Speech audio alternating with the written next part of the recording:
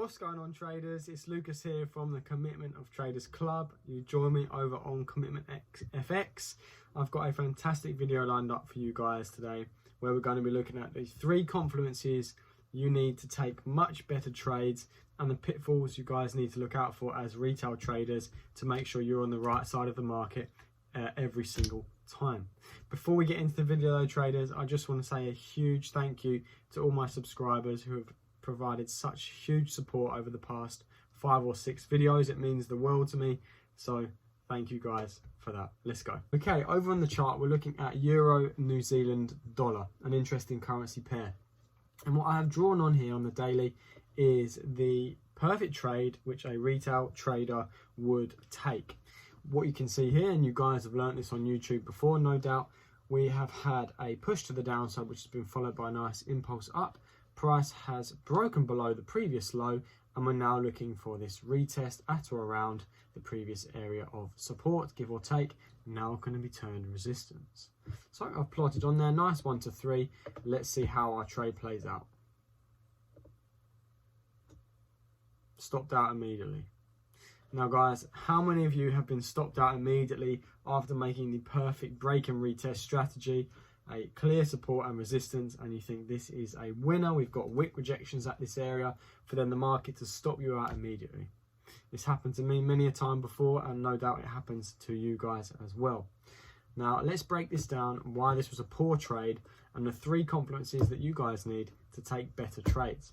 Now this was a poor trade on many reasons.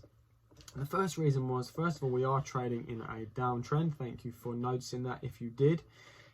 First confluence we need is trend is the friend. So we go out on the weekly, minimum the weekly, and find what the overall trend is. And indeed, currently it is trending to the downside, although we are finding some weekly resistance at or around this area here. So we can expect the market to push up, perhaps slightly higher, and then to continue to the downside, considering we have posted a new lower low from previous.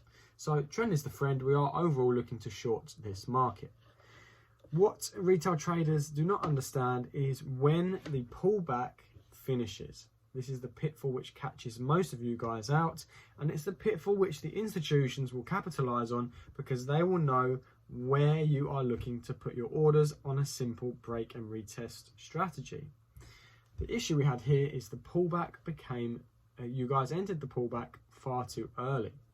Confluence number 2 is understand where the pullback ends. And in doing so, we're going to use one of my favorite tools out there. It's the Fibonacci Retracement tool.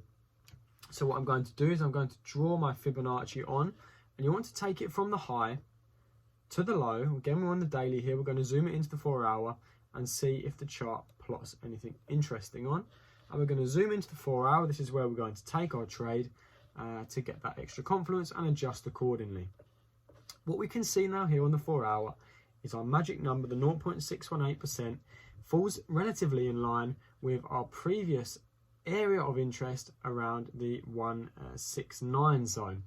Why is this a major level of interest and not this area here? Number one is from this impulse to the downside, it's plotted on a key area, the 0.618. It also falls in line with these 2 areas in which liquidity pushed the market very strongly up. Price broke above, tapped very briefly into this area of liquidity, very short wick rejection on the 4-hour, and broke massively to the upside. And it then came back down here, lingered about briefly, and then melted to the downside from this area. You'll notice that this is therefore the major level of interest. Again, this is a major level of interest, but not currently where we're trading. The impulse came from this area. We're looking to capitalize on the overall retracement on the higher time frame. This area here, based upon our impulse, is too shallow for it to be a retracement period. Now traders, don't get me wrong, the market could well have paused here and continued to the downside, but we're interested on taking better trades, not trades that are 50-50 red or black. In taking better trades, you're going to be boosting your win to loss ratio. Sometimes you might not get entered into the market, but that's okay. Rather you get entered in on a market where you've got 3 perfect confluences in your area and you've got a higher chance of winning than get a 50-50 chance of winning or losing. treat the market as if you are a lawyer. You want to build your case, have as many supporting factors in your favor before pressing that execute button. So here we have two already. We've got our Fibonacci level is at or around a major key level, and the first one is that the trend is our friend. If you guys are struggling to read this bar chart to understand why I have drawn it from the high to the low, a top tip from myself is use the line chart. And using the line chart, we can actually adjust the Fibonacci to be more accurate and representative of the current market situation. You can now see that our 618 zone doesn't actually begin from the line chart high, but it does end on the line chart low. Why is this? Well, if we go back onto the bar chart, you'll see that these are all wick rejections. So price may have tapped here briefly, but overall found closure more in line with the closure of the original high. So going on the bar chart gives us a more accurate representation of where price actually found its place. So there we go, we've now drawn our Fibonacci level at a much cleaner area, and again we can see it almost taps exactly at our previous push to the upside, and you can see that this is definitely a major level in the market. And back left we can see another huge tap at this area here as well, and here again. So we are trading at a major level. There's our two confluence built up. The third confluence that we want, and we'll go back on the line chart, is what are the institutions doing? It may well be that the institutions are now building their positions long on the euro against the New Zealand dollar, so we will not be shorting this market. So to understand what the institutions are doing, we go over to Commitment of Traders Club. We go on to COT reports, and we head down first of all onto the euro. Again, we're back testing. We are trailing at the 28th of September, there or thereabouts. Down on the euro, 28th of September, we can see that the institutions have opened a huge amount of shorts on the euro over the past week. Again, the previous week, another 18,500 shorts. Again, they are opening some long positions, but this is traded against the USD. We're using the COT data here to build our case that the euro is weaker than the New Zealand dollar. We can also see that from the 20th of July, or even here the 17th of August, 57k net positions in favour long on the euro, which is now dwindled down 28th of September to a mere 872. So there's a good strong case that the euro is definitely weakening.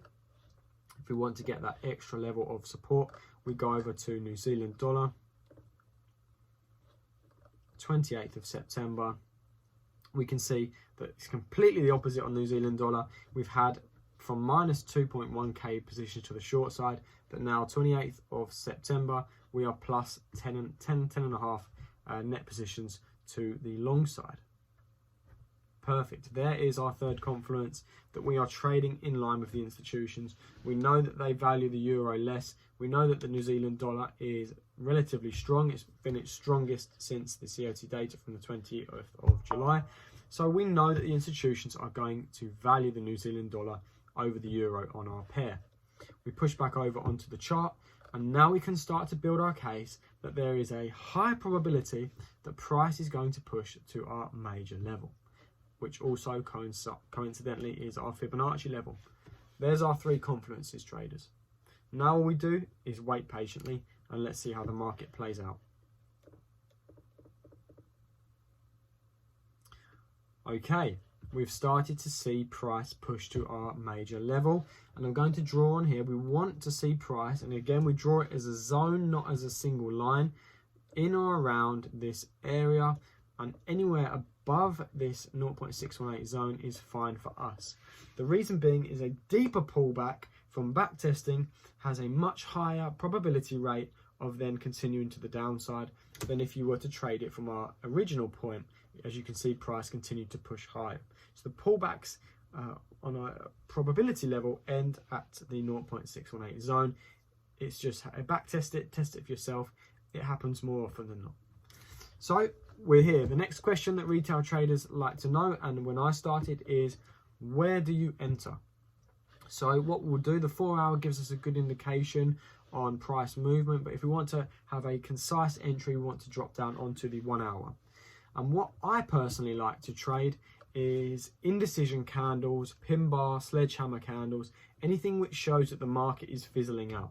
So we can see here we've had this huge 5 or 6 hourly candles of bullish pressure to the upside, which has abruptly come to a stop by an indecision candle on the hourly, followed by 2 previous candles with high wick rejection. Again, you'll notice here I'm building my case as to why I want to press that execute button. You need to understand the market and build your case so that you know there's no doubt in your mind that you are correct in your analysis. Whether the market does or doesn't do what you expect it to do is the name of the game. It is what it is. But my analysis is strong here. I trade pin bars, doji candles, sledgehammers, indecision candles like this. So I'm going to execute a trade at this level. I'm going to do it as a market order, short position, stop loss. Now, this is a very aggressive entry reason. I'm only entering this trade based on 1 hour candle pattern being the indecision candle. I want to be out of this market if I'm wrong very quickly, because then I can find another reason to enter into this trade. So I'm going to have my stop loss very, very tight, slightly above the wick of the indecision candle. And my targets, I'm going to have my target, let's get rid of this retail trade, at the bottom of our previous major low. Again, from the weekly, our first confluence, we know that the market is struggling to break below this area, but we are in a downtrend, so there is a good chance that it will break below this area. We're in a downtrend, we have to post a lower low at some point. So here we are, I've got my entry, a nice 1 to 23 risk to reward almost. You're going to increase your account by a quarter if you're right, and if you're wrong, you're going to lose 1% if you're trading the 1% rule, and there'll be plenty more reasons to enter later on.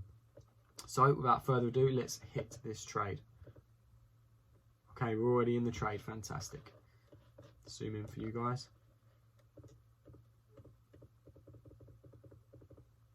You can tell right away this is a fantastic trading opportunity by the aggressiveness that the candles have formed after the indecision candle.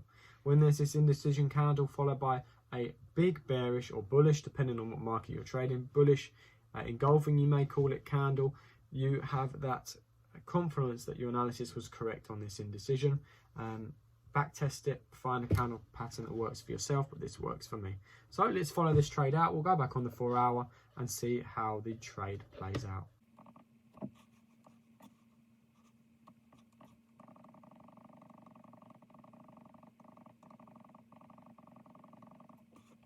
And there we have it, traders, as easy as that. Now, some of you may think, well, Lucas, do you not get a bit tetchy when you are in and around this area and the market is failing to break below? Yes, I did get a bit anxious when I'm trading this live sometimes, but what you need to do is lock those emotions down very quickly. Your emotions will kick you out of a trade before you need to be kicked out, and you will lose more profit than you should.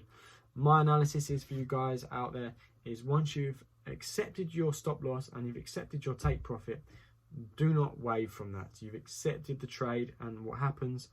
Of course, along the way, if you'd like to make it a risk-free trade, make it a risk-free trade. But stick to your take profit area. It will allow you to grow your account much more quickly. A very nice clean trade here. You can see the power of the Fibonacci retracement tool here. Draw it from the high to the low. See what it gets plotted on the chart. Make sure that it is aligning with major areas on the market. If you're struggling, use the line chart. It's very clear and concise. You can see from the high to the low, the 618 zone matched up with previous liquidity zones for us to get that second confluence. And the third confluence was the COT data. I can't stress enough how important the COT data is. I understood that the euro is less favourable when compared to the New Zealand dollar, and that there is a strong likelihood that the institutions are also shorting this pair. Now, they've obviously allowed the market to come back to a more favourable position. They're not trading on the 1 hour, they're not trading on the 4 hour, they're trading on the daily and looking at the weekly and the monthly for their confirmations and zones. So we know that there's a good strong likelihood that from the daily it's going to push to our Fibonacci zone to have that nice deep retracement period, grab some liquidity along the way for then price to melt back to the downside. Point of this video, traders, is understand what the market is doing. Do not be caught out by retail traps. Be patient in understanding where the market is going to look for that pullback. ideally around the 618 zone or higher. Make sure it lines up with your previous areas of interest. What happens if the market doesn't quite reach the 618? Well, you don't enter the trade. No FOMO, no fear of missing out. If it happens, it happens. If it doesn't, find another trading opportunity. There are plenty out there. Traders, thank you so much for watching the video. If you have any questions, please meet me down below. When I started out, it is difficult to understand, and finding someone to talk to about it is the first step in learning. Meet me down below. I'm always happy to help. Thank you for watching. Hit the subscribe button, and we'll see you guys on the next video. Bye bye.